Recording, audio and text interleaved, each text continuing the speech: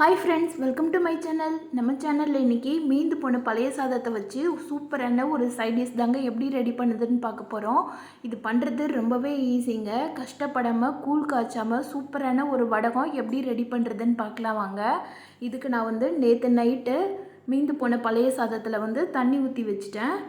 இதை வச்சு தான் நம்ம இன்றைக்கி வடகம் ரெடி பண்ண போகிறோம். இது எந்த ரைஸ்னாலும் சரிங்க, குக்கரில் வடித்ததுனாலும் சரி, இல்லை பானையில் வடித்ததுனாலும் சரி, எந்த ரைஸ் வச்சு எந்த சாதம்னாலும் சரி இந்த மாதிரி வடகம் ரெடி பண்ணலாம். இதை ஒரு நாள் நைட்டு ஃபுல்லாக தண்ணி ஊற்றி ஊற வச்சுருக்கிறேன். இப்போ இதை அடுத்த நாள் இந்த தண்ணியை ஃபுல்லாக ஃபில்ட்ரு பண்ணி எடுத்துடலாம். இந்த மாதிரி கை வச்சு பிழிஞ்சாலும் சரி, இல்லை ஒரு ஸ்ட்ரெயினர் வச்சு பிழிஞ்சு எடுத்துக்கிட்டிங்கனாலும் சரி.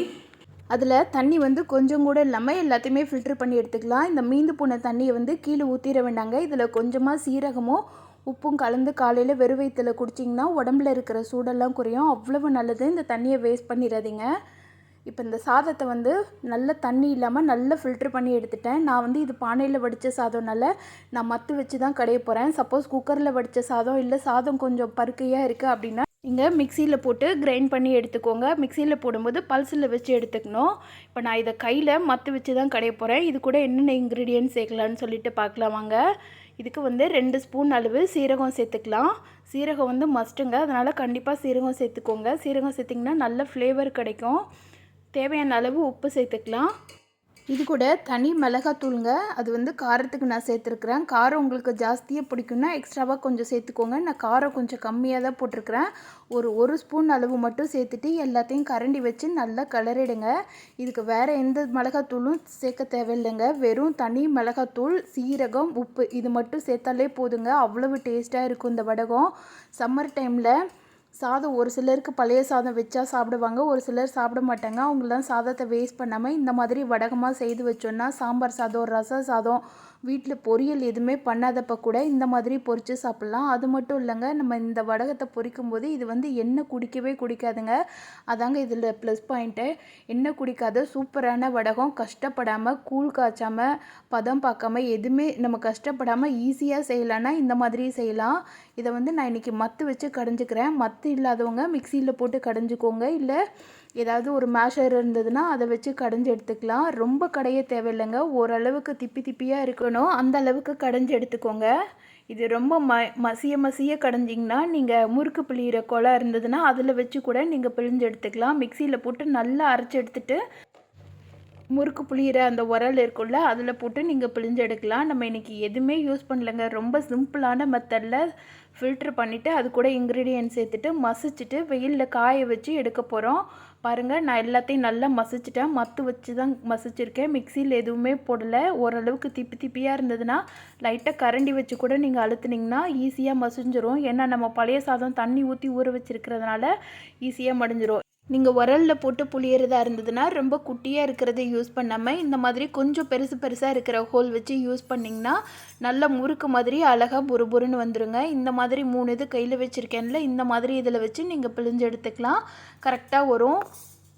இப்போ நான் இதை கையில் எப்படி பண்ணுறதுன்னு சொல்லி காமிக்கிறேன். நம்ம மசித்த சாதத்தெல்லாம் எடுத்து கொஞ்சமாக குட்டி பீஸாக எடுத்து லைட்டாக நடுவில் மட்டும் ப்ரெஸ் பண்ணி விட்டு அதை இந்த மாதிரி தட்டில் காய வச்சிடலாம். நீங்கள் துணியில் காய வைக்கிறதா இருந்ததுன்னா அதை எடுக்கும்போது பின்னாடி தண்ணி தெளிச்சிட்டு எடுக்கணும். பத்தாததுக்கு துணியை திரும்ப அலசி காய போடணும். இந்த மாதிரி தட்டில் வச்சு எடுத்துட்டோன்னா காஞ்சோனியே அதுவே நல்லா உதிர்ந்து வந்துடுங்க. தட்டில் லைட்டாக ஒரு 5 நிமிஷம் தண்ணி ஊற்றி ஊற வச்சுட்டு கழுவுனோனாலே அதுவே நல்லா உதிர்ந்து வந்துடுங்க. அதனால் மோஸ்ட்லி தட்டை யூஸ் பண்ணுங்கள், அதுதான் வேலையும் நம்மளுக்கு மிச்சமாகும். இப்போ இதை நல்லா வெயில் அடிக்கிற இடத்துல காய வச்சுக்கலாம். நீங்கள் பற்ற வைக்கும்போது மட்டும் ரொம்ப குட்டியாக வச்சிடாமல் ரொம்ப பெருசாகவும் வச்சிடாமல் ஒரு மீடியம் சைஸில் போட்டு வைங்க. அப்போ தான் உள்ளே எல்லாமே நல்லா புருன்னு வெந்து வரும். ரொம்ப பெருசாக வச்சிட்டிங்கன்னா காஞ்சதுக்கப்புறமா நம்ம பொரிக்கும் போது உள்ளக்க வேகாமல் இருக்கும், மேலெல்லாம் நல்லா வெந்துடும். இது எண்ணெயில் போட்டோடனே சட்டுன்னு வெந்துருங்க. அதனால் மேலே இருக்கிறது வெந்துட்டு உள்ளே இருக்கிறது வேகாமல் இருக்கும், சம்டைம் கருகியும் போயிடும். அதனால் இந்த மாதிரி சைஸில் நீங்கள் கரெக்டாக போட்டு வச்சுக்கோங்க, இதுதான் கரெக்டாக இருக்கும். இப்போ இது ஒரு நாள் ஃபுல்லாக காய வச்சு எடுத்துட்டேன். 12 மணிக்கிட்ட காய வச்சேன். இப்போ ஒரு 5 மணி ஆகுது, முக்கால்வாசி காஞ்சிருச்சு. இதெல்லாம் லைட்டாக திருப்பி விட்டோன்னா இன்னுமே சீக்கிரமாக காஞ்சிரும். நீங்கள் ஈவினிங் டைம் ஆயிடுச்சுன்னா திருப்பி விட்டுட்டு ரூம் டெம்பரேச்சர்லேயே, அதாவது ஃபேனுக்கு கீழே வச்சாலும் சரி, நார்மலாக ரூமில் வச்சிங்கனாலே போதுங்க, நல்லாவே காஞ்சி வந்துடும். இப்போ 2வது நாள் ஈவினிங் நான் எடுத்துருக்கிறேன்.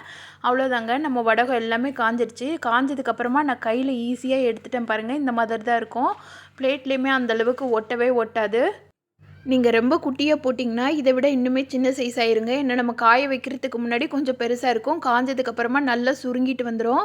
அதனால் இந்த மாதிரி சைஸில் போட்டுடுங்க, அதான் கரெக்டாக இருக்கும். இப்போ இதெல்லாத்தையும் எப்படி பொரிக்கிறதுன்னு சொல்கிறேன். இதுக்கு எண்ணெய் நிறையவே தேவைப்படுதுங்க. அது மட்டும் இல்லை, இது எண்ணெய் குடிக்கவும் செய்யாது. நம்ம ஊற்றின எண்ணெய் அப்படியே தாங்க இருக்கும்.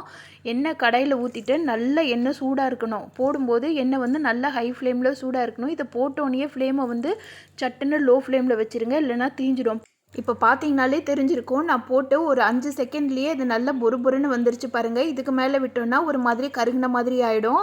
எண்ணெயும் குடிக்கவே இல்லை, நம்ம ஊற்றின எண்ணெய் எல்லாமே அப்படியே இருக்குது. எவ்வளோ சட்டுன்னு ஈஸியாக வந்துருச்சு பாருங்கள். டைமே ஆகாதுங்க. மித்த வடகம் பொரிக்கிற மாதிரி ஒரு 2 நிமிஷம் அந்த மாதிரிலாம் ஆகவே ஆகாதுங்க. இது போட்டு அடுத்த நிமிஷமே நல்லா புருபுருன்னு நல்லா பொரிஞ்சு வந்துடும். டேஸ்ட்டுமே அவ்வளவு அருமையாக இருக்குங்க. நல்லா பப்பட் சாப்பிட்ற மாதிரி அவ்வளவு அருமையாக இருக்கும். நீங்கள் ஒரு முறை இதை செய்து பார்த்தீங்கன்னா விடவே மாட்டீங்க, அடிக்கடி செய்வீங்க. அதுவும் நான் சொன்ன மெத்தடில் நான் சொல்கிற மாதிரி நீங்கள் செய்து பார்த்தீங்கன்னா அவ்வளவு சூப்பராக இருக்குங்க. இது ரசம் சாதம், சாம்பார் சாதம், தயிர் சாதம் எல்லாத்துக்குமே ரொம்ப சூப்பரான காம்பினேஷனுங்க. பழைய சாதத்தை வேஸ்ட் பண்ணாமல் இந்த மாதிரி யூஸ்ஃபுல்லாக செய்து பாருங்கள். வீட்டில் ஸ்நாக்ஸ் எதுவுமே இல்லாத டயத்தில் இந்த மாதிரி வடகம் ரெடி பண்ணி வச்சுக்கிட்டோன்னா குழந்தைங்களுக்கு ஸ்நாக்ஸாக கூட செய்து கொடுக்கலாங்க. நிறைய குழந்தைங்களுக்கு இப்போ கிறிஸ்பியாக கொடுத்தா தான் பிடிக்குது. அவங்களுக்குலாம் இந்த மாதிரி செய்து கொடுத்தோன்னா நம்ம வெளியில் கடையில் எதுவுமே வாங்காமல் வீட்டில் ஒரு ஹெல்த்தியான ஸ்நாக்ஸாக கொடுத்த மாதிரியும் இருக்கும். இதை கையில் நசுக்கி காமிக்கிறேன் பாருங்கள், எவ்வளவு ஈஸியாக நசுஞ்சிருச்சுன்னு சொல்லிவிட்டு. அதே நேரம் எவ்வளவு கிறிஸ்பியாக மொறு மொறுன்னு இருக்குது பாருங்கள். கடித்து சாப்பிட்றதுக்குமே ரொம்ப சாஃப்டாக இருக்கும், அதே நேரம் கிறிஸ்பியாகவும் இருக்கும். டேஸ்ட்டும் அவ்வளவு அருமையாக இருக்குங்க. நீங்கள் இதை ஒரு முறை செய்து பார்த்தீங்கன்னா விடவே மாட்டீங்க. இதோட டேஸ்ட்டு பிடிச்சிட்டு இதுக்காகவே தனியாக பழைய சாதம் ரெடி பண்ணி செய்கிற அளவுக்கு இதோட டேஸ்ட்டு அந்தளவுக்கு அருமையாக இருக்குங்க. இந்த வடகம் ரெசிபி பிடிச்சிருந்ததுன்னா செய்து பார்த்துட்டு எப்படி இருந்துச்சுன்னு சொல்லிவிட்டு எனக்கு கமெண்ட் பண்ணுங்கள். இந்த வீடியோ பிடிச்சிருந்ததுன்னா இந்த வீடியோக்கு லைக் பண்ணி சேனலை சப்ஸ்கிரைப் பண்ணிவிடுங்க. Thank you friends.